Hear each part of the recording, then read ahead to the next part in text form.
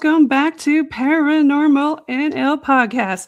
That's PNL Podcast for short, and we're located in Newfoundland and Labrador, Canada. I'm your host and founder, Jen Noseworthy. Thank you for tuning in to UPRN, United Public Radio Network, 107.7 FM in Ireland and 105.3 FM on that Gulf.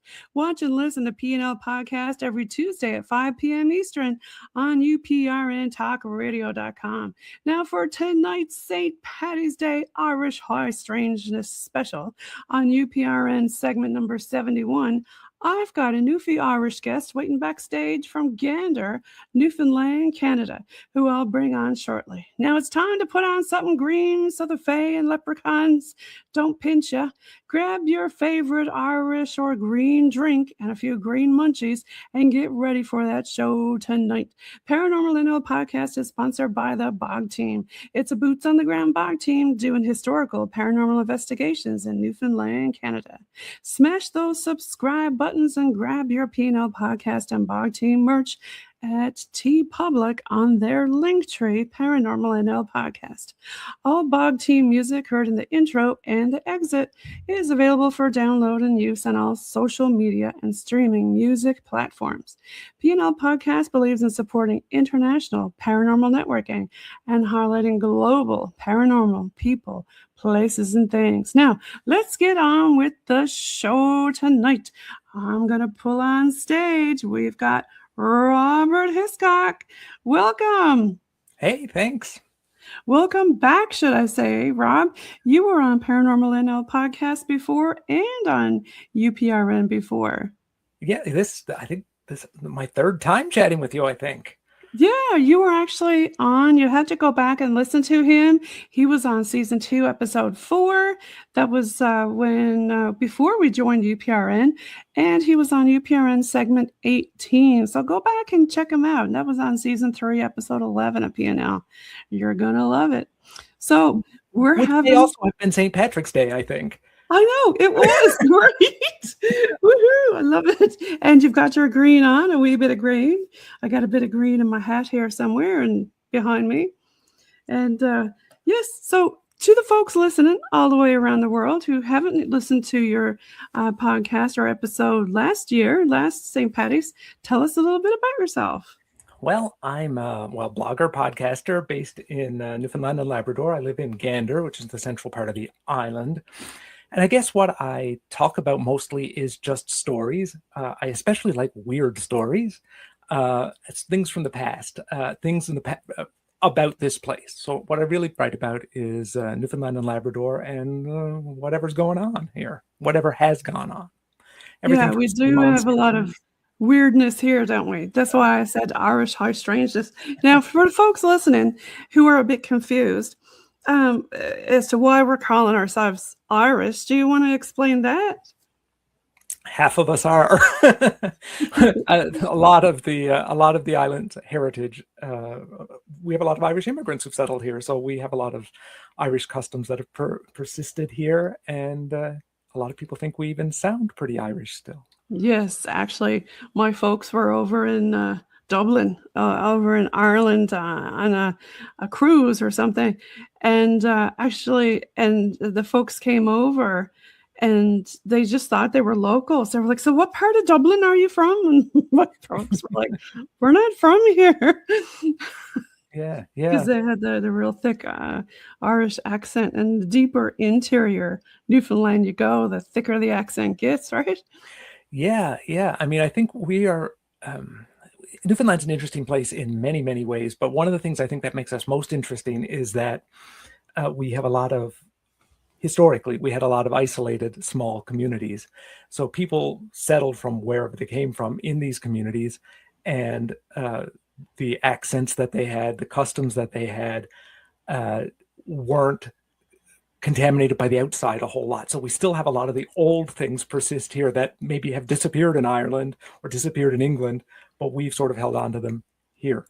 Yes, and a lot of it crosses over, like the Fae and all the different culture and stuff like that. Now, I pulled up your YouTube, folks. If you're looking for Robert Hiscock on with his product of Newfoundland, it's product of NFLD on over here on YouTube. So I'm going to go ahead and play this and give you a little bit of taste of Newfoundland and Labrador. Now, I can't seem to make this on the full screen, so I'm just going to play it from here.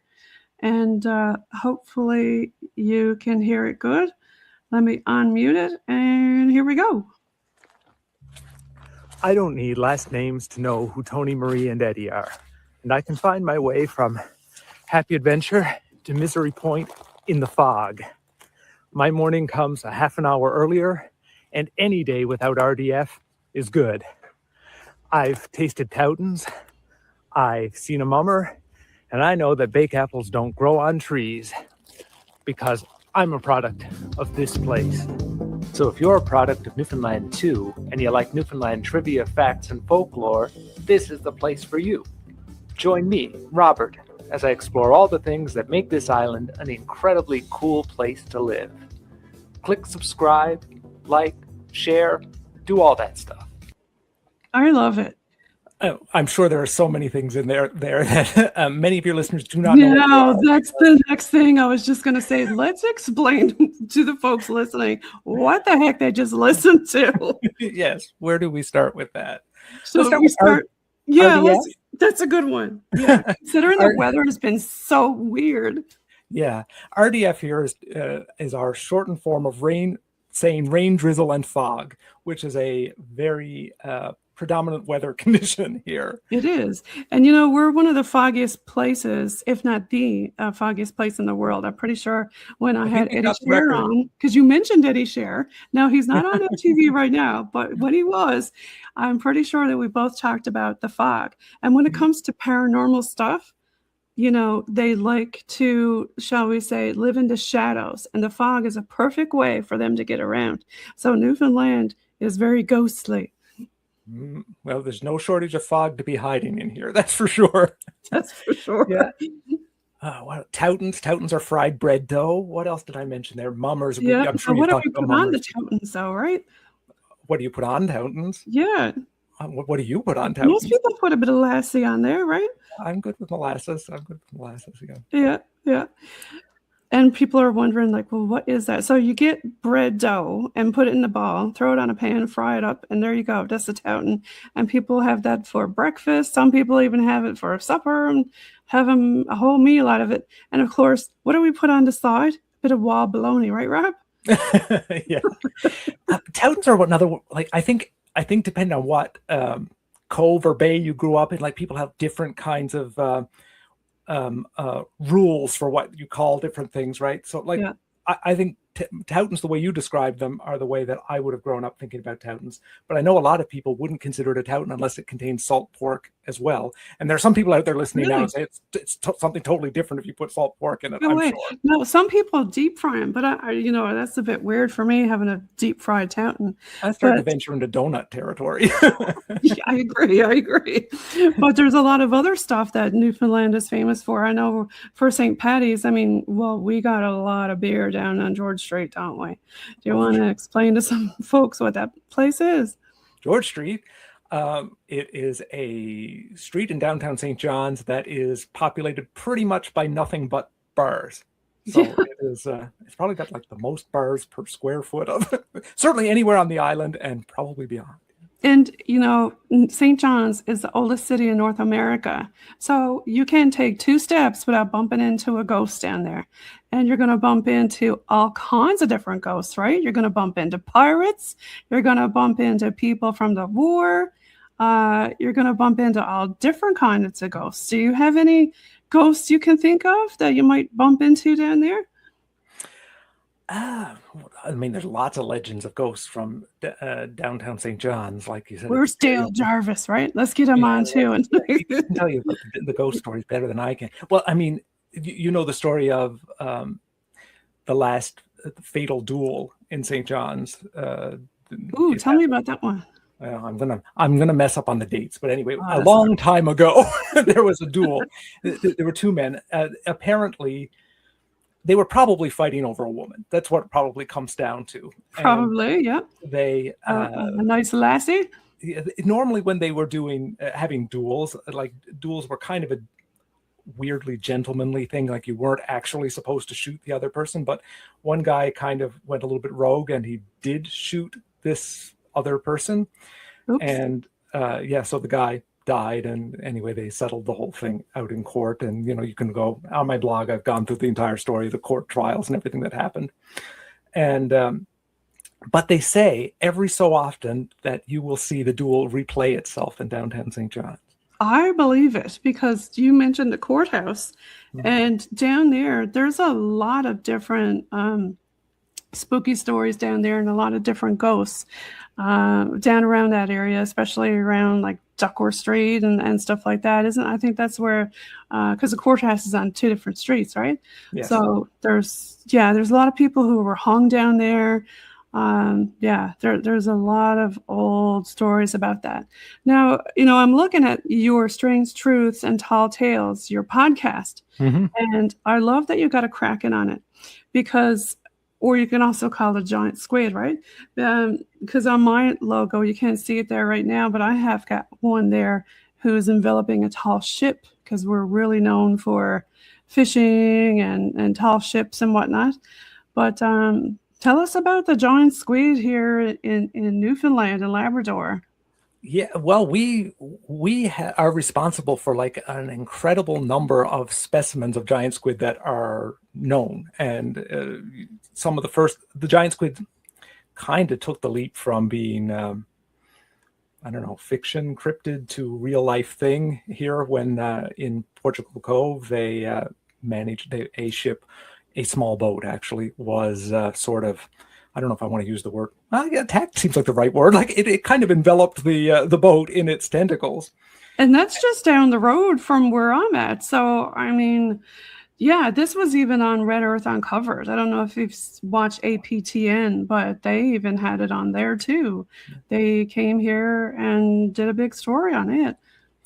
I have I've talked about it on the podcast and on the blog. I think I have a story called "The Kid and the Squid," which was interesting because it was a fairly young kid who used a hatchet that was in the boat to cut off the arm of the squid to free the boat.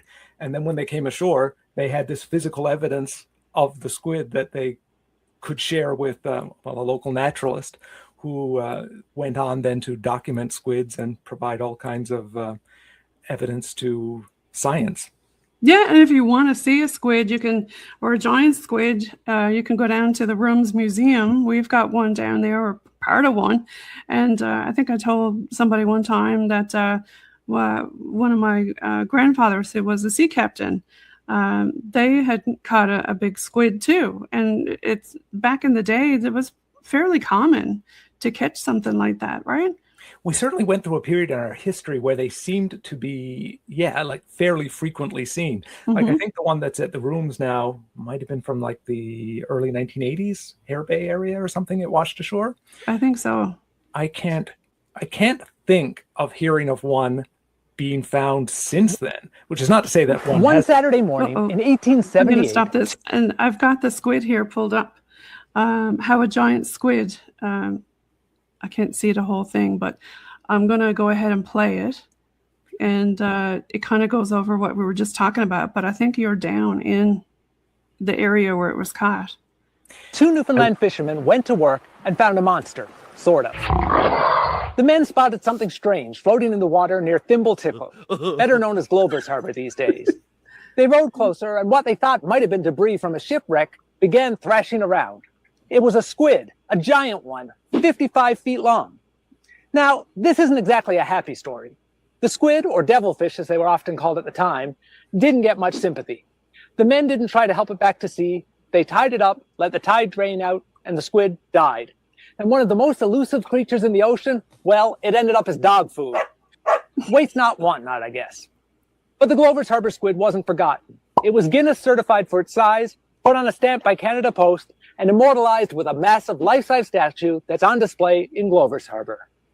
Only in Newfoundland, I guess, could the dog's dinner get a second life as a tourist attraction. So it wasn't just one Saturday morning. Place, it was another place, right? There have been numerous giant squid found, right? After I posted that, somebody sent me a story about how their grandfather had a very similar experience in Fogo, thinking it was an overturned dory, but it turned out to be a squid. Oh yeah, I totally believe it. My aunt told me about somebody else who, I don't know if it was related to my pop, who was a fisherman, or somebody else who was out fishing and caught the big squid, and they hung it up in their shower to dry it out. Wow. Over the shower curtain. That I think most of us have, like, I don't know, bucket list things they'd like to experience or see in their life. And one of mine is I would like to happen upon a giant squid in the wild. Like, I know if it happens, it's likely to be a dead giant squid. And I also know the likelihood of it happening is very slim, and there's almost nothing I can do to make that happen. If it ever does happen, it'll be completely luck. But I would love to experience. No, that squid that was in your video, there's one that's like that out in Dildo. And for the folks listening around the world, yes, we have a town called Dildo. And Jimmy, is it Jimmy Kimmel? He's wants to be the mayor of Dildo. But there is a giant squid on display out there also. And they've got lovely beer if you're looking for a St. Paddy's Day special. Well, yeah, Newfoundland has got lots of microbreweries now, and a lot of really good ones. Yeah, especially down in Kitty Vitty. Mm-hmm. Yep, and there's all kinds of creatures and stuff living in our waters. Have you heard about that one, Cressy? Oh, yeah. I had to make a pilgrimage to Crescent Lake. Did you? Tell me about it. It's beautiful. I mean, I saw nothing, but it's beautiful. Now, some people say it's a ginormous eel or something, right? Yes, they do say that. I think they have a nice little sculpture of a sea monster on the shores of the lake that you can get your picture taken with. But yeah, Crescent Lake is an unbelievably scenic place. If I was a giant eel, I would hang out there just for the views. It's beautiful. Now, a lot of people have also said they've seen fae. When we talk about fae, we're talking about fairies and stuff like that. But some people say that some of the fairies they see are good, but for the majority, ours in Newfoundland are not. They're pretty scary, right? Yeah, I think when most people told stories of the fairies, they were you didn't want to encounter fairies. Fairies did things like lead you astray in the woods, so like people would find themselves lost, and it was because people would describe being in a very familiar place. Then all of a sudden, nothing was familiar anymore, and they could have been discover they were miles from where they thought they were because the fairies had led them. And some people say you should carry, like breadcrumbs in your pocket and stuff like that to give to the fae. And then, of course, over on Bell Island, we got the Queen of the Fae over there. So you don't want to come in contact with the fae underground in the tunnels. Yeah. I don't know if I know that. What's that? Oh, yeah, that's something scary. It lives in Bell Island. You'll have to check out the episode with Henry Crane in season 1 and season 2. You'll absolutely love it. He tells all kinds of wild Newfoundland stories about Bell Island. And let me tell you, part of the reason why I started this podcast was when I was actually working over there and had a lot of weirdness happen that's completely unexplained. And unless you experience it for yourself, it's kind of hard to explain, because I was always a long time being set medical, kind of a bit of a molder and a scully, like a skeptic, right? Yeah. But had so many high strangeness things happen paranormally in hospitals, you just tend to wonder, like, what is going on? So that's what kind of got me into the paranormal, doing this podcast and also doing paranormal investigations. And I was mentioning to you off screen, I actually have a cat ball. I'll take this off. And, I just like to have stuff around the house, just, sometimes every now and again. And these things are really hard to get to trigger. And I've actually got it on the windowsill in something. So there's nothing bumping it or anything. And quite often while I'm talking, it'll go off. Okay. Yeah.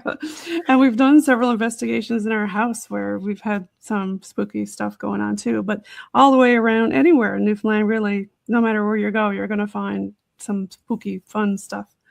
If you're into that kind of stuff.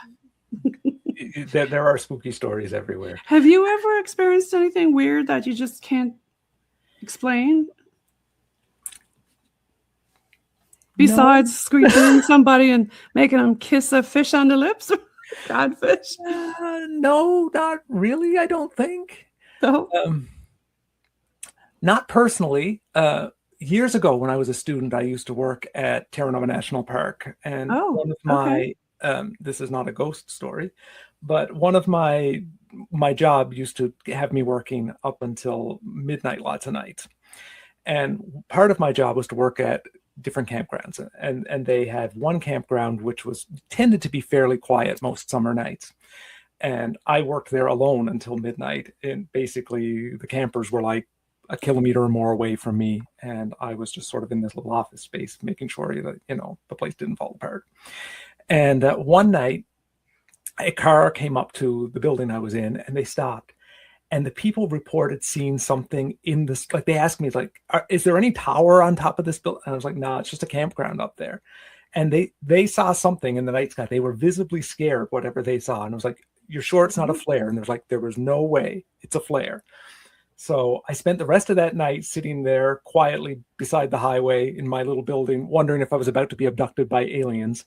But that's, I think, my closest to a truly paranormal experience. Well, at around, I guess I say at around the bay, right? Like when we say that, we mean away from the city. There's less city lights. So a lot of people who I talked to had UFO encounters will say that if they see a light, it actually attracts them to come and see what it is. Okay. So if you're like in a campsite or something, and maybe you've got a flashlight or something on the go, you might bring that in to check you out because it's wondering, what's that? Just the same way as you're wondering, what's that? Yes. And a lot of people do the CE5. I don't know if you're quite familiar with that is, but they'll call them in. And kind of like on Skinwalker Ranch, Beyond Skinwalker. I don't know if you've watched that or not, but there's some pretty cool events there that happen. But Newfoundland, actually, I've had a lot of people before all the orb stuff started happening before Christmas, that 2024, was it?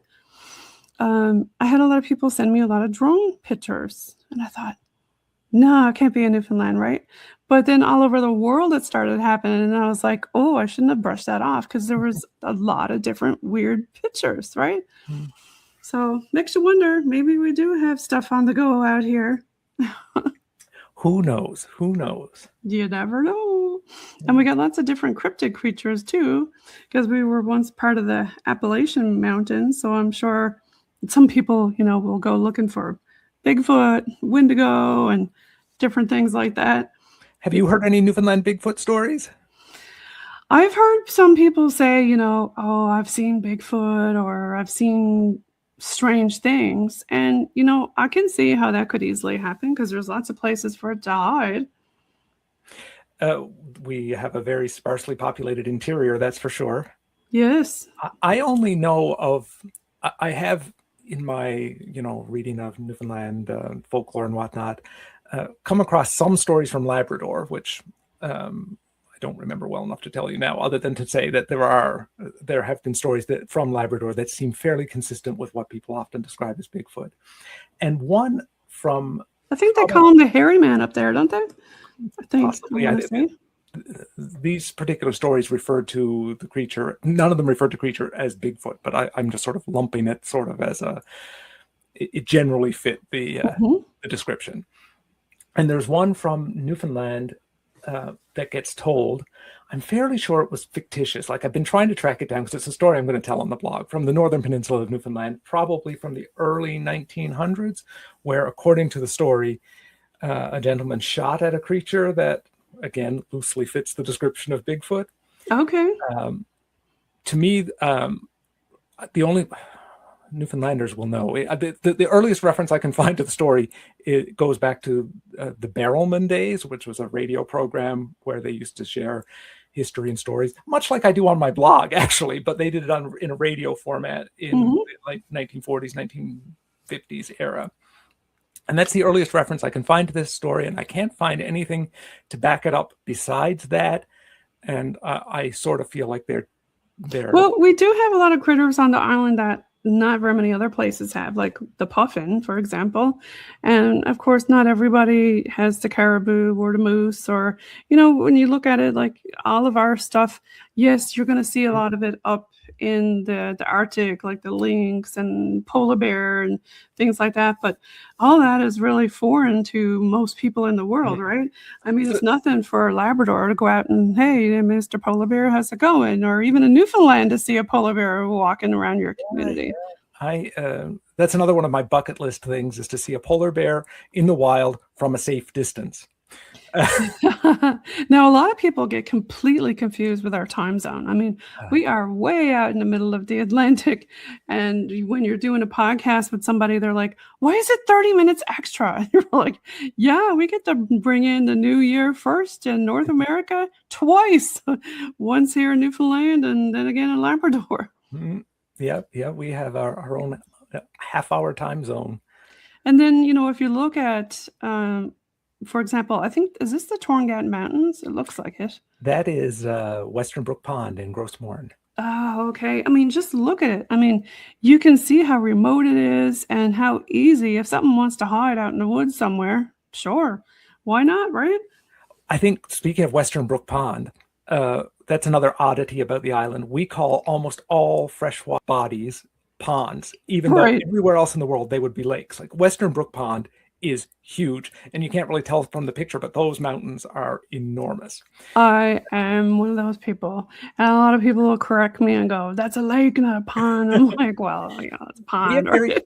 It has to be really big, with the exception of Kitty Vitty Lake in St. John's. It has to be really, really big before we call it a lake. Right? Yeah, I agree. Now, for the people watching or looking at this, do you want to explain what's hanging underneath it? Because that's another weird thing that we're known for, right? Salt cod, dried salted cod. Yeah.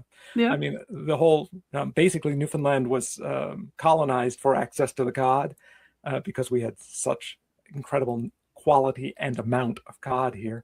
And back in the day, before refrigeration, that's how it was preserved and sent around the world. Salted and we make a dish called fish and brews. So usually it's salted cod. It's cod that's hung up like that and dried out, usually on a flake or on the line, right? I've mostly seen it on flakes. And a flake is, I don't know how you describe that to folks. I don't know if we get a picture of a flake here. We might. I have some somewhere on my site and stuff, but flakes are basically drying tables. Right. Yeah. And it's something, maybe one of these would have been a flake, right? Yeah.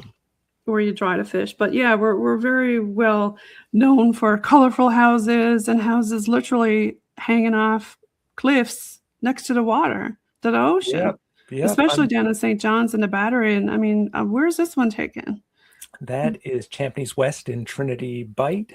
Okay, beautiful. Yeah, I mean, if you're ever going on vacation and you want to come somewhere in Newfoundland, Labrador, not only just for paranormal tourism, but just for tourism in general, you'd love it. If you love Ireland, and if you like, remote places to hang out, you're going to love it. And we've got lots of ghostly fishermen too, don't we? Yeah, that's a story I told on the podcast around Halloween. It's more there's a Newfoundland connection, definite Newfoundland connection to it, but maybe it's more of a maritime story. It's about the fishing schooner, the Charles Haskell. I don't know if you've come across that one in your travels. It's a fairly well-known story about a bank schooner from based out of Massachusetts, I guess. And it was fishing George's Bank, and some say it came to St. John's. But in any case, in a big storm, it inadvertently ran into another ship and caused that other ship to sink, and everybody on board died. The Charles Haskell itself was badly damaged. When it was repaired and went back to fishing the next season, it was back on the banks again near the same place the accident had happened. And according to widespread stories, the crew of the other ship floated to the surface of the water, came up, climbed aboard the Charles Haskell, and continued fishing all night long. Came out of Davy Jones' locker, and that's spooky, right? Yeah. And it got to the point where apparently nobody would sail on the Charles Haskell anymore because it was reputed to be the most haunted ship in the oceans. And eventually it was sold off and used no longer for fishing because They were saying at a certain time every night they would come up on board and just continue fishing like there wasn't anybody around. And we call that kind of like, I guess in this case, it wouldn't be a stone tape theory because it's a wooden ship, right? It'd be more like just like a residual where they go about their business, but they don't really look at you, right? Mm-hmm. But you see them. So that's what I understand what happened with that one. But that is kind of spooky, though. Can you imagine? Yeah, and it formed. I think the story lives on mostly now as a folk song. There's Newfoundland variants of the folk song, and apparently up and down the eastern seaboard, there's different versions of that tale told in song, which you can find if you. I've got links to it on the blog, but if you just Google the Ghostly Fisherman or George's Banks Fisherman on YouTube or whatever, you'll find renditions of the song. And not just that one. I mean, we've got so many different pirate stories and so many different. I guess when you say ghostly fisherman, or I mean, my great grandfather, he was a harbor boat pilot. Sure, he was lost in the Narrows out there. And we've got some weird stuff out there on Fort Amherst, like really highly intelligent spirit out there. Mm-hmm. Like they will tell you word for word of what's going on and tell you or talk to you by name and, oh, welcome back and stuff like that. Some people would, get freaked out by it, but it is pretty interesting. I don't know what I can't remember everything we talked about in the past, but you mentioned pirates a couple of times now. I did, yeah. I grew up, the town I am from, the community I'm from, the village I am from, is called Happy Adventure. That's where I grew up. Yeah. And Happy Adventure is an unusual place name, obviously. Nobody's quite sure where it came from. There's a number of theories. One theory is that it was named because pirates in the area evaded capture and it was a happy adventure. And that's where the name came from. But I always think it's more interesting that Newfoundland's most famous pirate, Peter Easton, yes, his vessel was called the Happy Adventure. Oh. So, there's another pirate connection there. And then there's a couple other theories of the name. I think I've got a short here with Peter Easton that we could play. Yeah. I see it.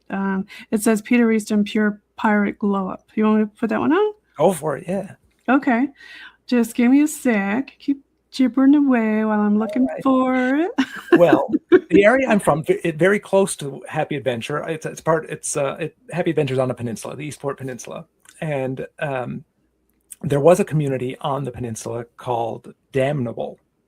And there's Damnable Bay and Damnable Island there. They changed their name a long time ago because somebody thought that it sounded bad to say you were. I was going to say, sounds like you're swearing at somebody. Yeah. But the legendary origin of the story, again, is connected to pirates. And this time pirates were apparently caught while they were in pursuit. And they were caught because the ship's bell rang. So they said, damn the bell. And that led to the name of the community. And these days, we've really reclaimed the name Damnable, and there's a network of trails, and there's a festival every year called the Damnable Trail Festival, and people do these very strenuous hikes. And we've got all kinds of weird names for places and festivals, don't we? Okay, I found Peter Easton. I'm going to pull it up. Once had a pirate admiral, not a tall tale, a real life man. His name was Peter Easton. He started legit, Queen Elizabeth's privateer, raiding enemy ships for the crown. But when King James pulled his license, Easton had already fallen in love with the lifestyle and kept right on raiding. That made him a full-fledged pirate. He sailed into Harbor Grace shortly after 1600 with 10 ships, built a fort, and started charging protection money up and down the Atlantic. Easton wasn't the kind of man to back down either. When Basque pirates came for his fort, he fought back hard. He lost 50 men but held the fort. When he was done pirating, he sailed to the Mediterranean, bought a palace, and lived rich to the end. No gallows, no heartbreak, just pure pirate glow-up. Peter Easton, he was a pirate who understood the assignment. Want the full story? Hit up productofnewfoundland.ca. Newfoundland once had a pirate admiral. So, it's a very big part of Newfoundland and Labrador. A lot of people, I guess, maybe forget about it, but, we were under siege by pirates for a long time. And I want to say that down on Duckworth Street, they got the Duke of Duckworth. He was a real person, right? So he was actually the governor of Newfoundland at a certain point, and he kind of helped get rid of a lot of these pirates who were, I guess, plundering Newfoundland. Yeah, Newfoundland was a pirate hotspot, not because we had a lot of gold for them or anything like that, but what we did have lots of was skilled sailors, and Yes. pirates needed skilled sailors. We had a lot of poorly defended ports, so people could get ships here. And they had lots of storehouses stocked with things to get them through the fishing season, so pirates could replenish their ships by coming here. So it was a sort of the Costco of its day, really. That's right. Yeah, you never know what they're going to take or what they're going to do. And you're listening in on UPRN, United Public Radio Network, 107.7 FM in New Orleans and 105.3 FM on that Gulf. I had to throw that in there. And Paranormal NL, just so y'all know, this is our group. Don't go to the page. That's just for Instagram drops. We are a safe space under Safe Space Alliance. Come and check us out. I had to throw that in there. Here's our trying to find your stuff. Here we go. What is Product of Newfoundland? Well, you got the best of both worlds. You got a blog and you've also got your podcast. Did you want to get into, why you have both or not just one? But every time you Google Newfoundland, Product of Newfoundland comes up first. And I love that. Well, I'd be lying if I said I wasn't working to have that happen. Why do I have both? I started with the storytelling in textual format. So I started writing blog posts years ago, and somebody suggested to me once upon a time, many people suggested to me, I guess as they were reading the blog, that this would work as a podcast as well. And I was always really hesitant to do it. And then I guess I just thought, well, maybe it would. Maybe some people don't want to read stuff. Maybe they'd rather listen to it. I could imagine people listening while they were driving and learning about some of our history and some of our stories. And I just took the plunge into it. And another side of what I do on the blog is not only historical. I look at current pop culture as well. So I thought it would be fun to sort of merge the two and invite artists and makers from today telling the stories of this place and pairing it with stories from the past. And that seemed to resonate with people. And then just recently I've gotten into the video making, the shorts that you've been doing here today, and that really seems to resonate with people. It is. Yeah, I really love the shorts too. They're really fun, I have to say, because people get to hear the accent, hear a lot about the culture and the history. Dogberries aren't that's like the ones on the dogberry tree. A lot of them say that, hey, okay, if you see a lot of dogberries in the tree, that means that we're going to have a really wicked winter because the birds are going to need them, right, to eat them. That's the tip of the iceberg when it comes to dogberry lore. Right? And then you got Sable Chief here, and Newfoundland and Labrador. Some people, laugh, oh, it sounds like dogs. Well, we do have a big history with Newfoundland, right? Dogs and Labrador dogs. They both originated here. Yes. And the Newfoundland dog, they're really good for, the sailors used them, didn't they? And in the war for saving people because they swim really well. They do. And so do the Labradors. They start as like the greater and lesser Newfoundland, I think is what they were sort of once known as. And the Labrador dog got named Labrador for mysterious purposes because it really came from the island as well. Mm-hmm. I think it's speculated that because so many people came to Newfoundland for the Labrador fishery that they just they got stuck with the name Labrador, even though the actual dogs themselves came from the island. And funny enough, we don't see a whole lot of them around. I know there's a couple dogs that'll go up to Signal Hill during tourist season. You can get your picture with them and stuff. And there used to be one on the Scademia ship that went out, but that one's out of service right now, the tall ship. And whenever you Google, a lot of times Newfoundland besides yours, you'll see dogs come up, right? And people are like, no, I'm not looking for a dog. I'm looking for Newfoundland. I love our dogs, and I wouldn't want them to be named after anywhere else. But it is a slight pet peeve of mine that when you're looking up stuff about this place, Right? Yeah, the dog pictures.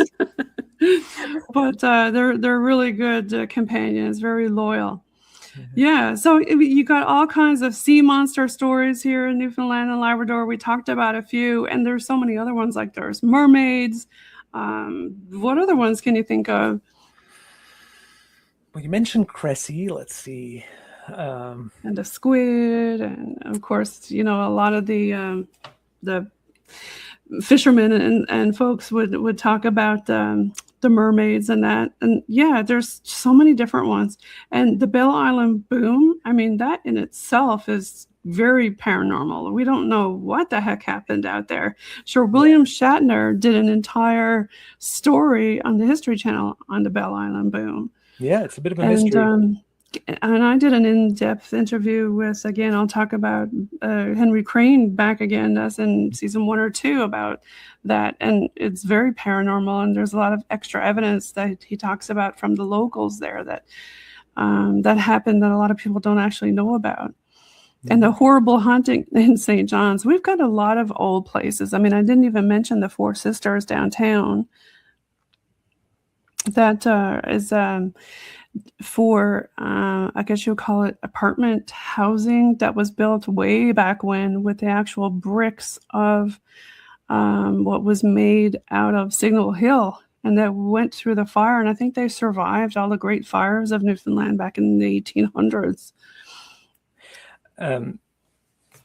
Yeah, St. John's burned so many times. So there's wherever anything is standing now, there's something stood there before. Yes. There's a whole lost history, and so many beautiful buildings have been lost over time. Yes. And if you look back in a lot of the pictures, you'll see these tall ships in the harbor. Like that's all you saw in the harbor, right? Back in the day was all these tall ships. St. John's was a very cosmopolitan place, right? There were people from all over the world were fishing the Grand Banks, and they were using St. John's as a stopover point. So it would be nothing to come to St. John's and hear, multiple languages and music from all over the world being played on various tall ships in the harbor. I would love to go back and experience that in person. We get a lot of Irish music here too, and a lot of really good musicians. If you like music, come here. You're going to hear a lot of folks. I mean, we can name a few, the Irish Descendants. Who comes to mind? I know you play a lot of music and talk about some music in your blog. Is there any music that you want to give a shout out to local? Oh, my goodness. There's so many, right? There is so much, and so much of it is not what people would probably think about when they think about Newfoundland music, which I love. The band called Paper Tiger I've written about recently. They're phenomenal. There's another artist, Feminatica, who's just released a very sort of dancey album, which is phenomenal. Tandy Marie has a new single out now. I think she's from Malawi originally, but Newfoundland is home now. So much cool stuff is coming out here. Like, we punch way above our weight. Like, when you think about the population that we have here and the kind of art that's being generated here, it's crazy. It's crazy. Yeah, we've got a big mix, that's for sure. And a pterodactyl on Bell Island. That's the first I've heard of that one. Okay. That's I think early 1900s. Bell Island is all mines, right? Or Bell Island was settled largely for the mining, iron ore mines. And they found a fossil in the early, I think 1902. And the people who found the fossil swear it was a pterodactyl. They assembled it all. They what they found they knew was something special. They took it out. They assembled it. They decided it was a pterodactyl. They said it had wings. All of that stuff. That would be a perfect place for one to live, wouldn't it? Well, it's like a big rock, right? Yeah, except it shouldn't be. Like the rocks are the wrong age for a pterodactyl to be in them. But it seems quite likely that they found some kind of fossil there. Of course, like in most of these stories, the actual fossil has disappeared. It was. Oh God! Destroyed. The Smithsonian got their hands on it. So we'll never know for sure what they found. But the people who were there and tell the story believe it was a pterodactyl. Yeah, probably. You never know. It could have flew over here. We get all kinds of birds, when we have a windstorm who are lost and don't know what they're at, and they're supposed to be from down south or something.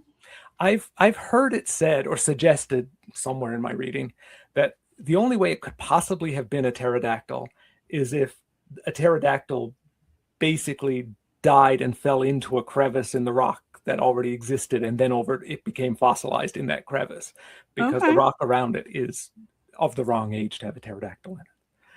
Yeah, you never know, right? There's so many different situations that could have happened back then. Yeah. We got a lot of other different Irish stuff, like Father Duffy's Well. Isn't that like a spring or something? Yeah, it's a spring. That's the one that's out in Holyrood? Salmon Ear Line, yeah. Salmon Ear, that yes, area. yeah. And it's sort of a little rest stop along the highway these days. But the story is that Father Duffy, who was a priest in St. Mary's, not too far from where the well is, I guess. These days, it doesn't seem too far. In his time, you had to walk it, so it was quite a distance. He didn't get along well with some businessmen in the town, and they sort of over the location of a church and fish flakes, actually. And so Father Duffy wanted the fish flakes removed because they were getting in the way of the church. And eventually there was a bit of a fuss in the town, and the fish flakes got burned. And people said that Father Duffy had incited the riot that led to the fish flakes burning. So he got in trouble with the law. So he had to go back and forth to St. John's in court, which was a lengthy walk. They say he logged something like 1,500 miles back and forth before the court case was finally done between St. Mary's and St. John's. And on one of these walks, they stopped because they needed a place to rest. They couldn't find any water. And according to some stories, he kind of created this spring, potentially. Okay. Or, more likely he found it. But he may have created. I have found for you. And, they were refreshed on this long journey and search for justice. And there you go. Eventually they built this kind of shrine type thing around it, which still exists to this day. Yeah, we got all kinds of cool stuff all the way around Newfoundland and Labrador. You got to come here for tourism, especially around St. Paddy's. You'll find a lot of cool Irish stuff around here, that's for sure. You will, but if you're coming for St. Paddy's, dress for the weather. That's true, because in March it's still pretty cold, right? I mean, it's nothing to get snow in March. Oh, March is not spring here.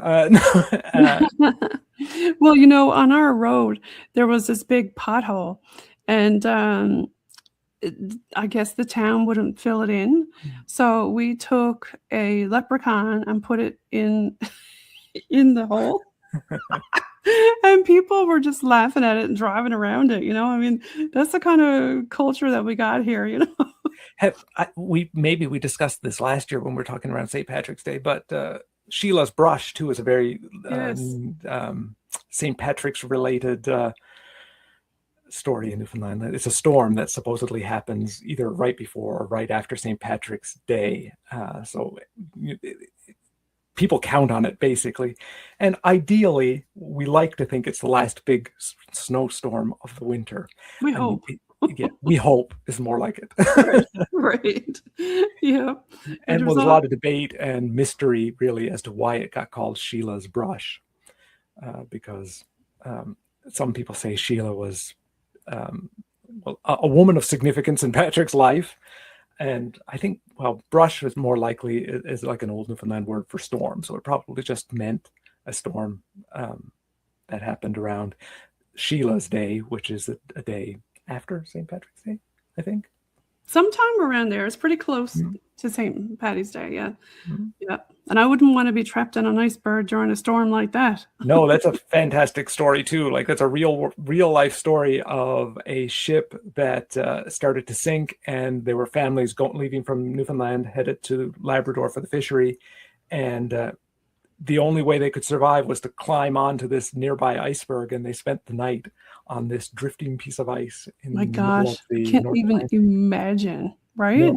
No. I mean, you got we mentioned earlier, the polar bears and the killer whales. And I mean, have you seen that episode where they get the seal and they come and ram the iceberg? No. Like all of them work in tandem. I mean, they got to eat, yes. right? But just watching how they work and how smart they are to get that poor seal on the ice was super scary. I don't know what other listeners think. I mean, I live here, but I keep thinking when I see pictures of this place and the kind of animals that live here and what you can experience when you come here. If I didn't live here, I would want to come here.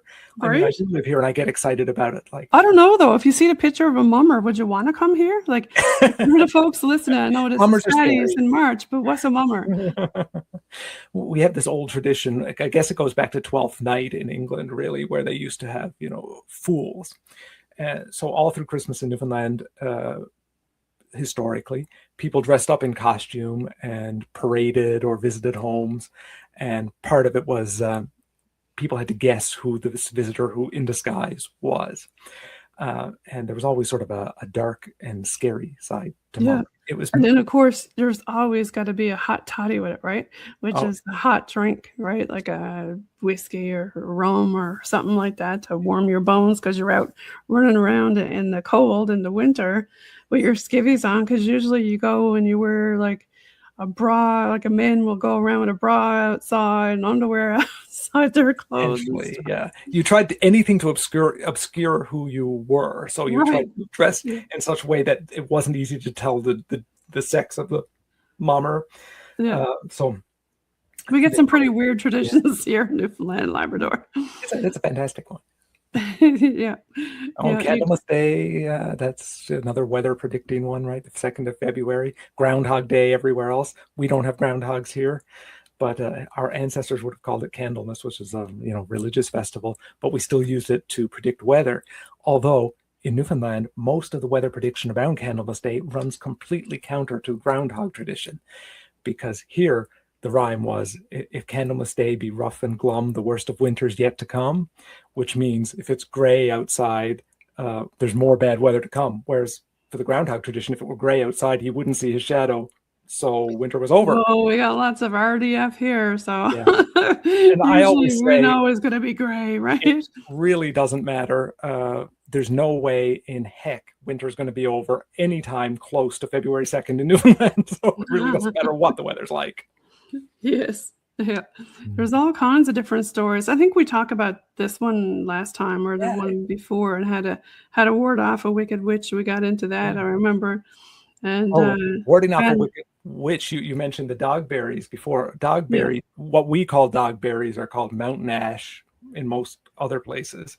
And also rowan trees. They're closely related to rowan trees, which is sort of a magical wood, right? So people used to use the rowan trees to ward off curses. So dogberries can ward off curses, I think. There you go. If you see a witch, just throw some dogberries at her. Be gone! I came across an interesting story about dogberries. Again, this is from Did you? the dim past, but there's a town in Newfoundland called Newtown, and there was a special dogberry tree there that people used to sometimes, they would pass a baby through a fork in the trunk of a dogberry tree. If anybody knows mountain ash or dogberries, they tend to be very forked trees with lots of trunk, like spaces in their trunk. And passing a baby through a fork in this tree was thought to magically protect it from illness. So sort of which I guess, when you think way back in the day, people didn't have a lot to rely on. So you did what you thought you could. Yes, indeed. So we talked a lot about different places in Newfoundland and Labrador to see a ghost, just about everywhere. You don't have to turn very far to find one, I must say. And if you want to find some cool, strange stories and high Irish strangeness, check out Rob's blog and also check out his podcast. Do you want to give a shout out, Robert, to the folks listening? A shout out, check it out. I'd be happy to have more visitors. I'd be even happier to know the stories that you have to tell. I like it all to be. It's very I don't want to be the only one telling stories. Stories are better when they're shared back and forth. Tell me the stuff that you know. Yeah, so listen, if you're watching and you're on the live chat watch party, put in the comments section a story that you want Robert to talk about on his blog or on his podcast. And I'm sure, you never know, you might see it on there because he's got all kinds of Irish High Strangeness from Newfoundland and Labrador. I'm always looking for news stories, things that get me excited. Yes. So do you have a favorite one? Because there's so many. I don't know. It is hard. I do like. I like the story of Anne Harvey, who from Isle of Mort, Island of the Dead, in Newfoundland, who was instrumental in saving the lives of a bunch of people in a shipwreck, like 100 people. I forget the number, but a lot of people. She and her father and their Newfoundland dog rowed back and forth in a dory to these people who were wrecked on a rock, and brought them all back to their very tiny sort of settlement, and managed to keep them alive, save their lives. It was an amazing story, and she was a very young woman at the time. You know, there are some places, I want to say that they still do this, where they take the sheep and that out on an island and leave them there, so the other like wild animals don't hurt them, and they can just run around and eat the grass and that out there. I believe that is so. Yeah. Yeah, I can't imagine how hard that was putting them in a boat, right? Yeah. I'm sure they were scared and stuff like that. If you come to Newfoundland these days, you won't see a ton of sheep, but I mean, they were back in the day. Sheep farming was huge here. Yeah, and just like the ponies that we got here, the Newfoundland ponies, a lot of people say that leprechauns kind of tangle their hair up, and that's why they're always in a mess, because the leprechauns will tangle up their hair. No? No. This is a Newfoundland pony sanctuary not too far from where I live. It's in Change Islands, which is, Well, if you're listening and you got hay, donate it to your local farmers, because there's a shortage of hay. But I'm not going to make a joke, but yeah. So if you want to help out your local farmers and places like that, donate some hay. They will love it. But Rob, do you want to give a shout out again to Product of Newfoundland and where people can find you and everything? Sure. You can find me at Product of Newfoundland. My web address is productofnewfoundland.ca, all spelled out as full name of the island. And then you can find me on many social medias as Product of Newfoundland, Product of NFLD. So you can and my podcast is called Strange Truths and Tall Tales. And you can get that pretty much wherever you get podcasts. And, as Jen was saying, if you forget all that, just Google Newfoundland stories and you'll probably find me. Or just Google Newfoundland and you'll either find a dog or you'll find Product of Newfoundland. And hopefully you'll find Paranormal NL, Newfoundland and Labrador. So, folks, thanks so much for tuning in tonight to UPRN, United Public Radio Network, with Robert Hiscock and his Product of Newfoundland. And we're going to leave you now with some Bog Team music. I think we'll put on some, what do you want, rock and roll, metal, rap, or I can put on some folk music. It's kind of slow, but... I'll leave it up to you. I mean, rock, something rockish, yeah. Yeah, okay, let's put some rock on. Well, let's rock on. Have a great St. Paddy's Day, y'all. Don't drink too much green beer now.